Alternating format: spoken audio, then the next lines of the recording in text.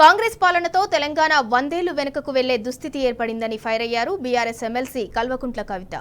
నేడు నిజామాబాద్ జిల్లాలో పర్యటించిన కవిత కాంగ్రెస్ మోసాలను ఎండగట్టారు. తెలిసి తెలియక హామీలిచ్చామని స్వయంగా అసెంబ్లీ స్పీకర్ చెప్పారని పేర్కొన్నారు.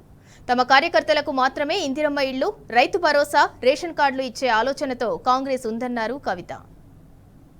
నీటితోని నిండు కుండలాగా మంచి గాదెల నిండా వడ్లుండి 10 ఏళ్లు సిరిలను వెదజల్లినటువంటి నిజామాబాద్ జిల్లాలో ఇవాళ రైతులు మళ్ళా యూరియా కోసం లైన్లు కట్టే పరిస్థితి, మళ్ళా కరెంట్ ఎప్పుడు ఉంటుందా ఎప్పుడు పోతుందా అని ఆలోచన చేసే పరిస్థితి, ప్యాకేజ్ 22 కాళేశ్వరం కంప్లీట్ కానటువంటి పరిస్థితి, ఏ చెరువు కూడా ఎక్కడ కూడా ఏ ఒక్క ఆఫీసర్ గాని నాయకుడు గాని వచ్చి పట్టించుకోని పరిస్థితి, మొన్నటి బతుకమ్మ అయితే కనీసం చెర్లకాడ చెత్త తీసి లైట్ పెట్టలేనటువంటి పరిస్థితి, ఏ ఒక్క చిన్న పని కూడా ఏదైతే అవ్వకు తాతకు పెన్షన్ ఇస్తామని చెప్పిండ్రో ఎవరికి కూడా పెన్షన్ డబుల్ చేయని పరిస్థితి, ఇప్పటికీ గవే కేసీఆర్ ఇచ్చిన పైసలు వస్తున్నాయి తప్పితే కొత్తగా కాంగ్రెస్ వాళ్ళు వచ్చి ఇస్తున్నటువంటి డబ్బులు ఏమీ లేవు.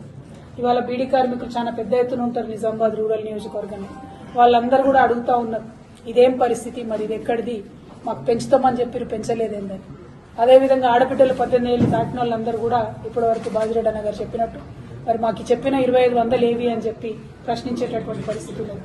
అందరికీ స్కూటీలు ఇస్తా అని చెప్పి 18 ఏళ్లు నిండినటువంటి ఆడపిల్లలకు అసలు దాన్ని ఊసే లేనటువంటి పరిస్థితి.